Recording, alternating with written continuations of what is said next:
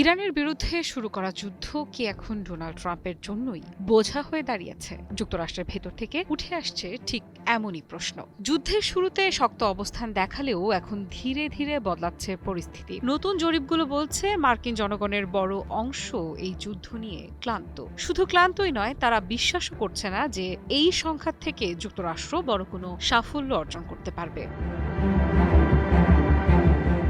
CNN এর প্রতিবেদনে বলা হয়েছে, যুদ্ধ শুরুর সময় থেকেই বেশিরভাগ আমেরিকান এর বিরোধিতা করেছিলেন, আর এখন পরিস্থিতি আরও জটিল হয়েছে। কারণ অনেকের ধারণা যুদ্ধ যত দীর্ঘ হবে তত বাড়বে ক্ষতি, কিন্তু কাঙ্ক্ষিত ফল মিলবে না। অর্থাৎ যুদ্ধের মূল্য দিতে হবে যুক্তরাষ্ট্রকে, অথচ নিশ্চিত কোনো জয় মিলবে না।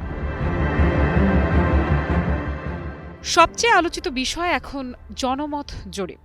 ফক্স নিউজের এক জরিপে দেখা গেছে মাত্র ৩৯% ভোটার চান যুক্তরাষ্ট্র যুদ্ধ চালিয়ে যাক যতক্ষণ না লক্ষ্য পূরণ হচ্ছে। বিপরীতে ৬১% মানুষ চাইছেন নির্দিষ্ট সময়ের মধ্যে যুদ্ধ শেষ করা হোক। অর্থাৎ সংখ্যাগরিষ্ঠ আমেরিকান এখন যুদ্ধ নয়, বরং যুদ্ধ থেকে বের হওয়ার পথ খুঁজছে।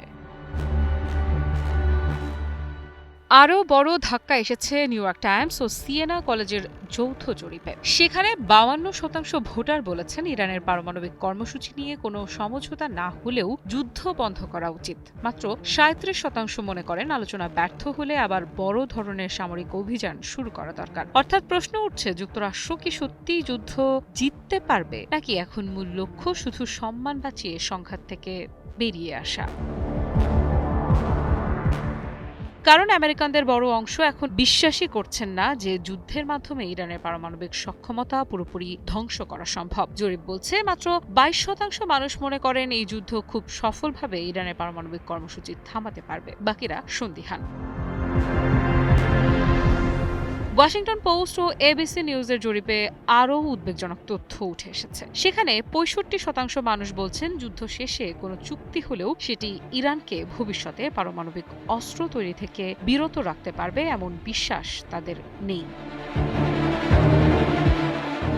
বিশ্লেষকদের মতে ট্রাম্প শুরুতেই বড় দুটি কৌশলগত ভুল করেছেন। প্রথম ভুল, যুদ্ধের স্পষ্ট সমাপ্তি পরিকল্পনা জনগণের সামনে তুলে ধরতে পারেননি। দ্বিতীয় ভুল, তিনি যুদ্ধের লক্ষ্য এত বড় করে দেখিয়েছিলেন যে এখন সেই লক্ষ্য অর্জন করাই কঠিন হয়ে পড়েছে। কারণ যুদ্ধের শুরুতে ট্রাম্প বলেছিলেন তিনি শুধু নিঃশর্ত আত্মসমর্পণ মেনে নেবেন। পরে তিনি দাবি করেন ইরানের পারমাণবিক কর্মসূচি পুরোপুরি বন্ধ করা এবং হামাস, হিজবুল্লাহর মতো গোষ্ঠীগুলোর প্রতি তেহরানের সমর্থন বন্ধ করাই তার প্রধান উদ্দেশ্য।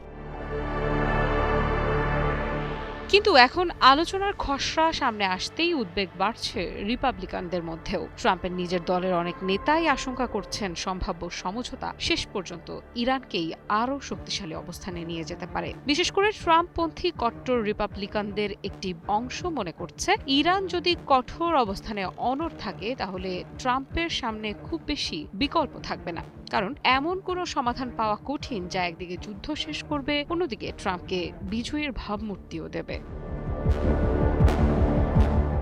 পিউ রিসার্চ সেন্টারের জরিপও একই ইঙ্গিত দিচ্ছে। অধিকাংশ আমেরিকান মনেই করেন না যে ট্রাম্প প্রশাসন ইরানে নিজেদের লক্ষ্য পূরণ করতে পারবে। আর CNN এর সাম্প্রতিক জরিপে মাত্র ২০% মানুষ বলেছেন ট্রাম্পের সিদ্ধান্তের উপর তাদের অনেক আস্থা রয়েছে। বিপরীতে ৫৯% জানিয়েছেন তাদের খুব কম অথবা একেবারেই আস্থা নেই।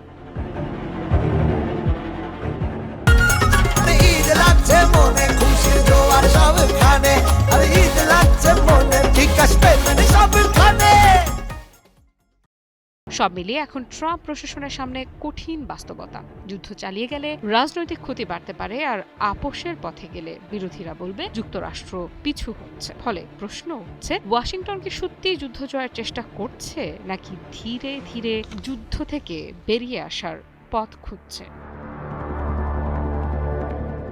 আফ্রিদা ইফরাত, নিউজ 24।